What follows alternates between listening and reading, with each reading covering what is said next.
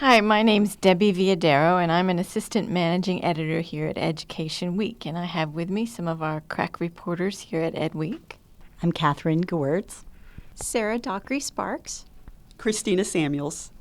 We're here to share some of the findings and stories from the latest edition of Diplomas Count, which was released yesterday.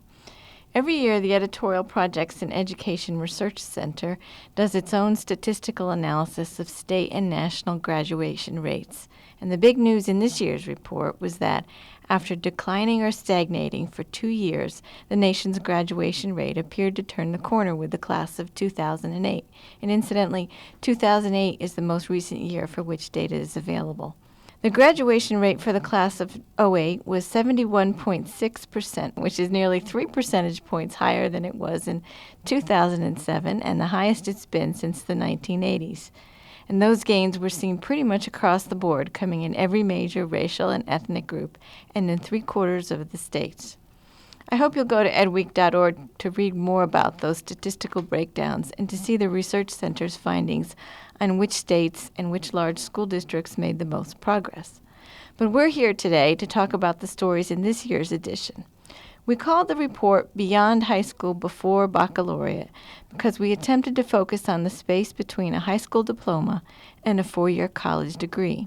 There's been a big push in this country to ensure that all students graduate from high school ready for college, and statistics show that students with some college, and I put that in quotation marks, earn more money over their lifetime than those with a high school diploma or less. But it's never been clear how much college was enough, and in practice, a lot of communities have taken college for all push to mean that all students ought to go to a 4-year college. Now some people are beginning to wonder whether we might be shortchanging some students who might be better off in community college or trade schools that lead to a solid career. Catherine, I'll start with you. This talk has been part of your beat for a while, so please set the stage for us. What led to this re-examination of the College for All push?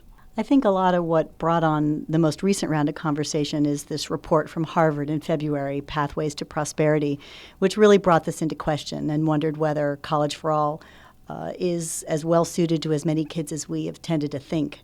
So that report was pretty critical and explored that space between a high school diploma and a 4-year degree.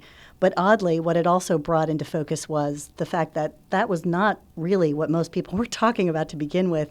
Really, the administration and most advocates have never been pushing 4-year degrees for all. They've really been saying some version of more training after high school.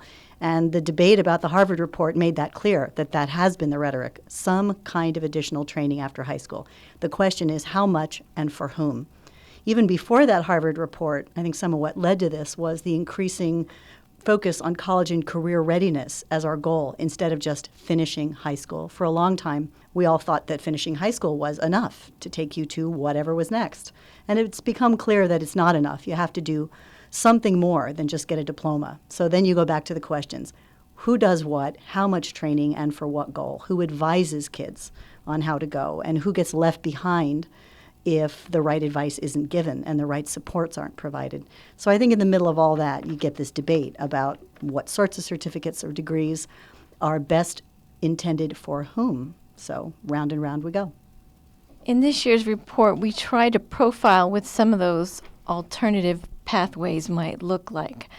Christina, tell us about the school you visited in Dearborn. Okay, so Dearborn, Michigan is the home of the Ford Motor Company, and I visited a public school system there that has a program called Henry Ford Early College.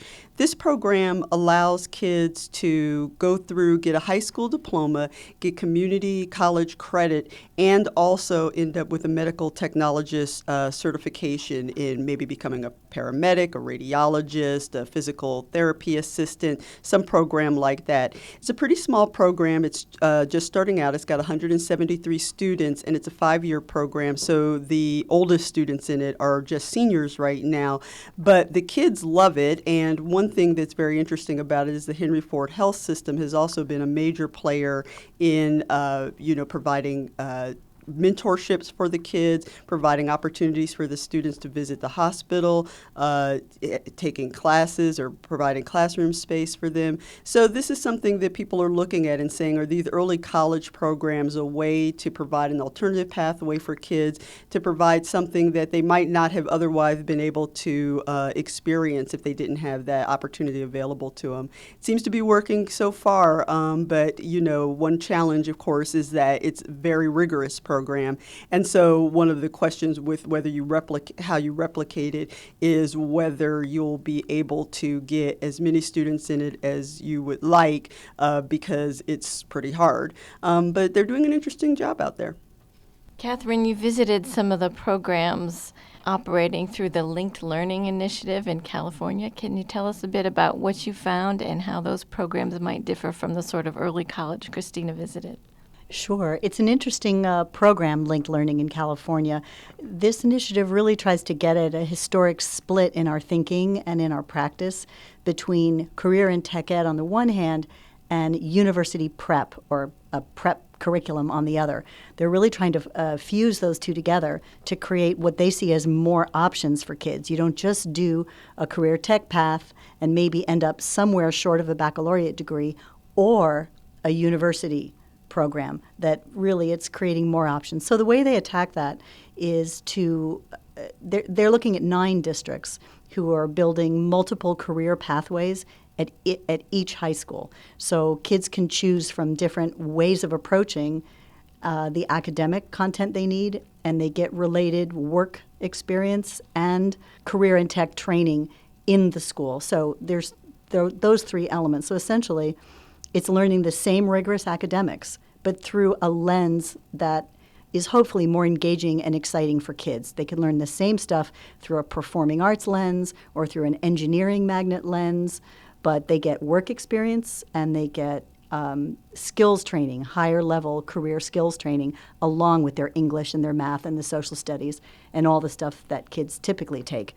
This stuff was going on in California at scattered schools. In 9 districts in particular, the districts have taken on a district-wide approach to this, coordinating the pathways that are created at their high schools to give kids in the district more options than just scattered schools here and there.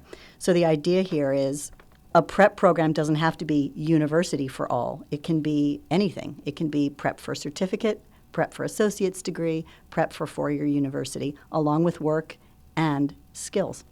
Sarah, one question that arises is whether or not we're doing a disservice to students by sort of pushing them or making them aware of the wider range of post-secondary options that might be out there. What does the research say about the career prospects for kids that come out of these sorts of programs? Well, one thing we've seen in the last couple of years since the economic crisis has come in is there's been a huge increase in the number of researchers and policymakers who are looking at this issue. And as a result, there's been a lot more research come out from it. Everything from new cross-cutting studies from the Census Bureau and the Bureau of Labor Statistics to independent researchers like those at Georgetown University Center on Education in the Workforce, which has done a lot of projections of what different degrees might lead to in terms of long-term earnings. And one of the things that many of these different researchers are seeing is that it is not as simple as just more education equals more income, full stop. It's really a question of what career students are choosing to study, and then whether they are staying in that study once they get their degree and go on to an actual career. For example, Georgetown University found that someone with an associate's degree in a science, technology, engineering, or math career, the so-called STEM fields that you've heard so much about, makes wages on par with someone with a master's degree in education. Compare $59,700 roughly to more than $60,000 a year. So while education is highly associated with the amount of money you'll make over the long term, it does make a difference what career you go into and what field in general you go into. Also, a recent study by the Census Bureau found that persistence in that field can have more to do with whether you make a lot of money doing that than just getting a degree in it. Kurt Bauman, who is the co-author of that study and chief of the Census Bureau's Education and Social Stratification branch, said it's not just the number of years of education you have. It's possible to get a high-paying job in certain fields without as much education as you might expect, but getting a job in the field in which you have a degree is associated with higher income.